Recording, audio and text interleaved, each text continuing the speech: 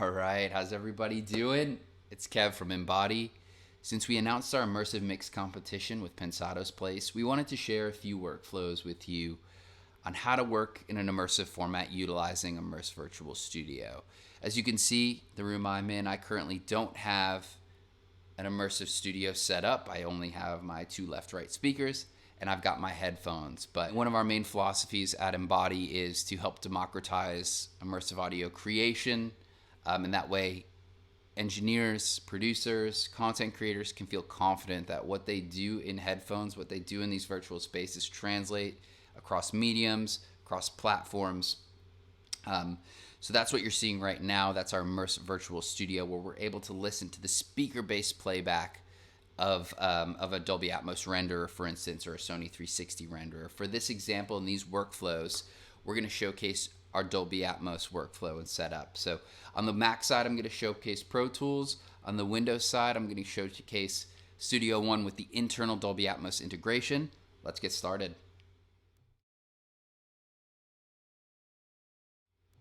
Workflow number one here on our Mac, I'm going to utilize Pro Tools. So you can see I've got my stems of this session Overdrive. Fantastic, fantastic song. I've got them set up here in my session. All stereo stems. I'm going to hit play just so we can get a vibe for the track really quick. You got that look in your eye, look in your eye. Baby, is there some confusion, some kind of delusion? You used to manning the ride, manning the ride. Hold up, let me change that flow. Trading places, here I go. I'ma take control, yeah, I'ma freak you, baby. Awesome. Incredible tune. We've got drums, we've got synths, we've got electric keyboards, guitars, bass, vocals, background vocals. We've got so many treats here. This is going to be fun to work in an immersive format here. So to get started, I'm working in Pro Tools. Pro Tools has integration with Dolby Atmos. We have to use what's called the external Dolby Atmos Renderer to do that. That's this tool right here. And I'll show you how we're going to connect to that with Pro Tools. So I've got Pro Tools here open. I'm gonna go to my setup page. The first thing I want to do in my playback engine, I want to make sure that my playback engine is set to the Dolby Audio Bridge. This is going to allow communication out of Pro Tools and into that Dolby Atmos renderer. Once that's set, I'm going to go to my peripherals page, and in my peripherals page I should have a Dolby Atmos tab here. If I have that Dolby Atmos renderer open and I click enable, you can see we have a connection status. So locally I've connected from Pro Tools, communications have connected over to that Dolby Atmos renderer. So right now the two programs are linked together. We're routing audio and we're routing metadata from Pro Tools over to that Dolby Atmos renderer. The final thing I need to do for my setup is go to my I/O page. Now you can see here in my bus path, I have all of these options for beds and objects, and that's the beauty of immersive formats is they're typically object-based. So we have channel-based ways we can route audio, but we also have object XYZ coordination points. So it's a little bit more channel agnostic, which is really cool.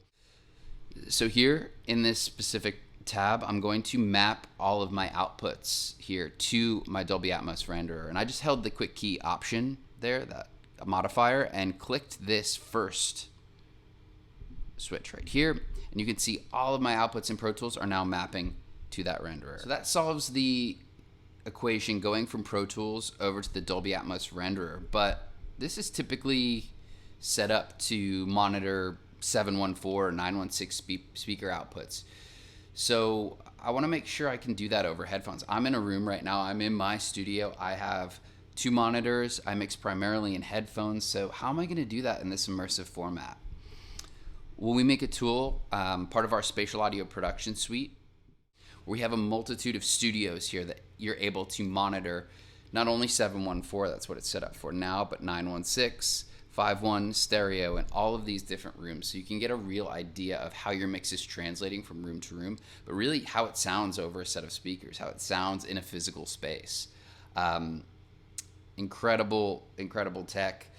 Not only we have that room modeling, but we also have personalization. So I'm listening with my HRTF as well. So that's my ear shape, my kind of acoustic fingerprint. So it's like I'm sitting in all of these spaces in the Magic Mix room, which is Jimmy Douglas's room down in Miami. It sounds fantastic. So I'm going to start with that.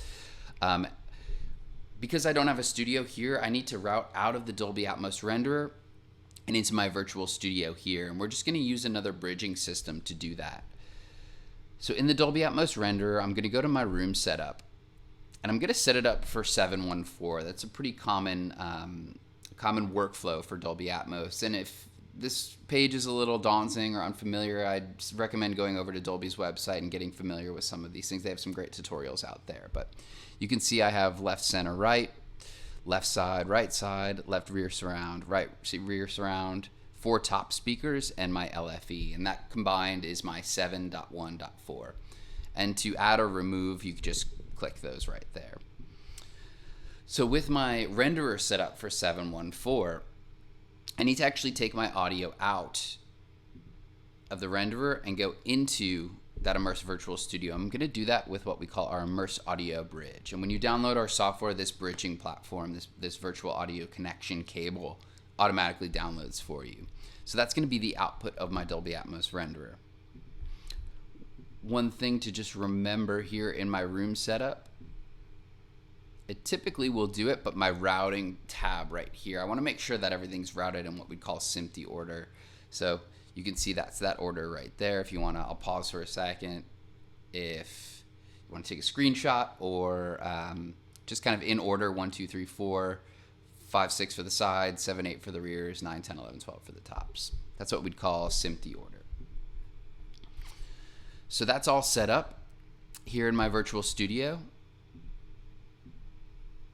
I'm going to set up my input as that Immerse Audio Bridge, and then my output's going to be my device. So yeah, we've got a few bridging systems in between Pro Tools and the actual audio device, my interface, but I have the ability to mix in an immersive format and monitor in real environments all over my headphones. So I'm going to be able to make moves accurately, to be able to actually hear my moves. The combination of the studio with my HRTF is going to give me really accurate localization, pinpoint localization around the room, and really represent the music the way that it's supposed to be heard everywhere. So I'm working with my Sennheiser HD650s right now, so I'm also going to add in my HD650 headphone EQ, which I can adjust more or less of. So I'm going to leave that at 40% right now, and let's get started here. Back over to Pro Tools. Just to get something quickly set up here, I have everything routed to the stereo output. So if I hit play and I tab over to my Dolby Atmos Renderer, I can see they're coming in channels 1 and 2 here. Come to my routing tab, I can see we're routed through our virtual studio 1 and 2. So that's how I can route into those bed channels. If I wanted to route something, let's say my my kick drum or this bass here, I wanted to route this into a specific channel in my bed, I can do that. I could route that to a specific channel, let's say my left side surround, which would be this right here. Depending on the studio, that could be at 90 degrees, that could be at 110 degrees, but typically in that area. I could see it in my left speaker in the renderer, and then I can see that there in my studio. Now the fun really comes in when we're able to utilize what we call objects, and that's really channel agnostic, and we can pan things anywhere. So we've got some really cool synths right here. I'm gonna solo some of these.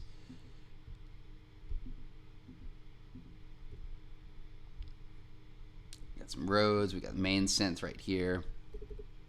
Zoom in. So I've got some treats, and I'm just gonna loop this and see what we've got here for this chorus. Yeah. So maybe I want that that Rhodes overhead, or I want it behind me, or I want to add some movement to it. Well, I can come here to my objects, and if I'm not seeing those, we can view in our mix, in our edit window, we can view objects. In our mix window, same thing. You can see I don't see objects here, so I'm going to make those visible right here. So I purposely did that so I could show you guys. No, I totally forgot to add that in there. So there's a lot of steps here, and that's why we wanted to make this video. It's a complicated process, but once you get grooving and once you understand how it works, you're off to the races, and it's super fun. So we're ready to go here. I'm ready to move some things around. So I'm going to take this Rhodes, and I'm going to make it object 11 and 12. Now you can see it's still, I'll make it a little bigger for us. It's still routed through my bus, but as soon as I click this bus, you can see that transition. It's almost like the bus is bypassed now, and object 11 and 12 opens up right there, which is pretty cool. So I can open up my panner, and I can move some things around. So I can move that from front to back. We don't necessarily have to move this, but I thought it might be kind of cool. So this is where now our creativity can take over, and we could take this mix to the next level by doing some things like that. But I'll play that back and see. We can see it's moving, and if I come over here to my studio, we can see that's moving from my left center speaker all the way to the sides to the rears right there. So now I've got accurate representation in my headphones on how that movement's translating, all the space that it creates for other things to happen. So when I add in maybe my other synths, I can add those into different places. So now I'm going to add this other synth.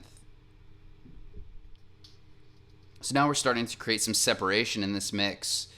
Not to totally separate it out, but separation is maybe not the right word. Space in this mix for everything to live and breathe and coexist together. So we're not jamming everything into two speakers, but we're letting everything live and breathe together, almost like we're sitting inside the song. So we had a great kind of talk with the producer of this track, Moritz, a wonderful mix engineer, Mike Miller, and incredible mastering engineers, Ruben Cohen and Gavin Lurson from Lurson Mastering, about their approaches to immersive mixing and mastering, and why this track, and that video should be on this page where you find this video.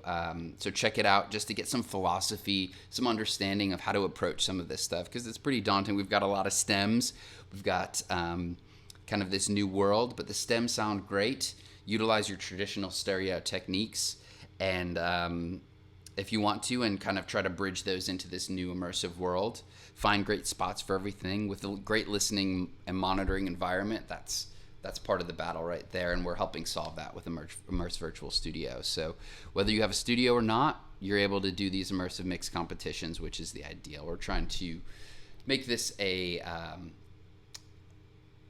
more diversified platform for everybody. So I'm going to show just really quick how to export a mix. I know this is probably getting a little long, but I think this is an important step here in Pro Tools.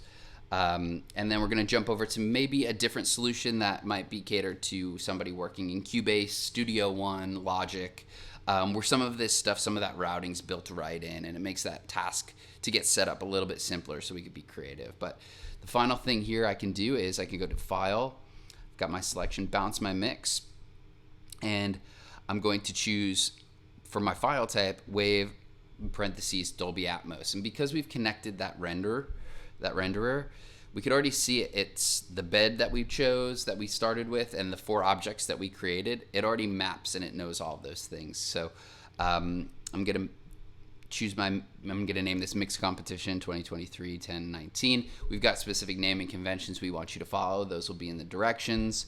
We've got sample rate and bit depth. The source sample rate's 48K, 24-bit. So all that stuff will be in directions, so written out, so you'll be able to see that. I'm going to put that right in my session folder right here, offline, and I'm going to bounce it. And there we go. It's bouncing my Dolby Atmos mix, and I will be able to play that. The file format will be what's called a ADM B-Wave file. And that's what will be delivered to our judges, to Mike, to Moritz, and Gavin and Ruben.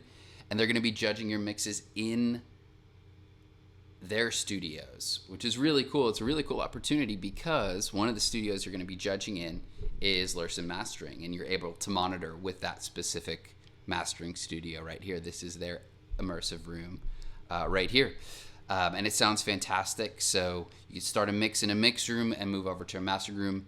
You can find maybe a studio that suits your specific style, and happy mixing. So This is part 1 of the workflow, and we'll jump over to part 2 here in a moment.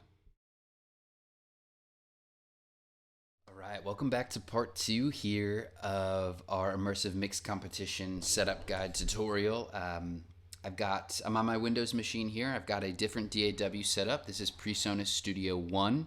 So this would be whether you're working in Cubase, Logic, PreSonus. The setup is going to be the same. They all have what immersive audio integration built right into the DAW. So they have Dolby Atmos capability right in this DAW. So that external renderer that we showed in the Pro Tools demo, we do not need that. It is built right in here, making that job, that bridging task a little bit simpler. And we can implement Immersive Virtual Studio right as a DAW here in the plugin instead of using that standalone version. So kind of all of that bridging, all those tasks that we had, just a little bit easier here, helping democratize immersive audio production a little bit more, which I'm so thrilled about. So let's get this project set up for mixing and immersive here. So I've got all of my stems happening right here. I'm going to go to Song, Spatial Audio, and in my mode, I'm going to choose Dolby Atmos. Here. Again, that bed format and stereo right there. I'm going to hit Apply. This project is 48K 24-bit. That's what the stems are. That's what this project is going to be as well. We can see we have our Dolby Atmos Renderer. It looks very familiar to us. Just like that external renderer, this is that three-dimensional box we're going to be mixing in here. So we don't see speakers in here because we're channel agnostic now. We're in an object kind of format. We have that bed, of course, but we're channel agnostic here. Dolby has the ability to listen binaurally, which I can listen to 2 channels over my headphone. Also have the ability to listen to it in stereo, but what that doesn't give me the ability to listen to is how it responds in a speaker-based environment. So that's my sound bars, my AV receivers, my cars, my smart speakers. I need to know how this song is going to translate over all of those different platforms. And the speaker-based playback and what we call the ADM file over speakers, that's like the master file format. That's as high as it can go. That's full audio, no down mix, and in its highest resolution. So that's what we want to monitor, and it's difficult to do over headphones, difficult to get front-back resolution with the binaural. So what I'm going to do is utilize the 714 output of my Dolby Atmos renderer. So it's going to deliver out a speaker-based playback. And then over here in my main channel, I'm going to add our Embody Immersive Virtual Studio plugin. So I'm going to add my Signature Edition series over here. So if I don't work in Pro Tools and I don't have that Avid, Immersive Virtual Studio with Avid software, I can utilize what we call our Signature Edition. And you can see there's not as many studios in this, but there's some prime studios, especially our Larson Mastering Studio, which are Gavin and Ruben's immersive room over at Larson Mastering, and those will be 2 of our judges for this competition. So they'll be listening to your ADMs right in this space again. So we can start off here in our Alan Meyerson's mix room, see how it sounds in a mix facility, and then move over to a mastering space. We have that easy toggling A/B, and we're listening to the speaker-based playback. So I have all of that ability right here in our Immersive Virtual Studio. Now, because I'm working in Studio One, there's a specific channel configuration that works with Studio One. And Studio One just integrated this into their DAW, so we haven't been able to update our software to be compatible with it yet as far as the channel configurations. That's why you don't see a 714 Studio One version. But what it does do, it utilizes the same channel config as Steinberg's Cubase and Nuendo. So we're going to choose that. If I'm utilizing this in Cubase or Nuendo or Logic, that channel configuration is going to automatically configure to that DAW. So you don't need to do that step if you're working in another DAW, but here in Studio One, we need to show that just because we have not integrated that in yet, but that's coming, so don't worry, my Studio One folks. Same thing, I've got my limiter, my headphone router right here, and now I can start mixing. So way simpler, right? My interface, my playback engine here on Studio One is my PreSonus, my Focusrite Solo. I didn't change that. I added my Dolby Atmos Renderer, and now I have my Immersive Virtual Studio Signature Edition here in session. And I can see my signal coming in right here. To make something an object, let's say I've got my vocal right here. That's my bass, my vocal. If I right click this, click spatial audio, you can see that gives me a different panner here. That gives me very similar to that box, right? So if I've got my virtual studio, I could choose my specific headphones. I've got my HD 650s on my head here. If your studio is not listed, feel free to email us and ask, hey, can we get that implemented? But also, if you have an open back or closed back, we do have just kind of a generic closed back or open back. If you want that, that's kind of an overall idea of what that is. Very cool. Here we've got our panner. I'm going to play my vocal.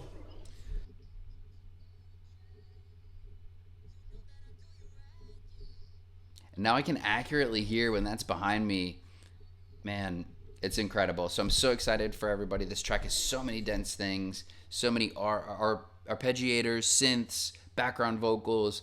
Not everything has to move. You can place things in specific spots and it could be stationary. I'm so excited to see what everybody comes up with. Once I have my mix finalized here, I'm going to come up to my song, export spatial audio. Now I just looped this, so I'm going to choose my between loop. I'm going to name it my specific name. Again, naming convention in the description.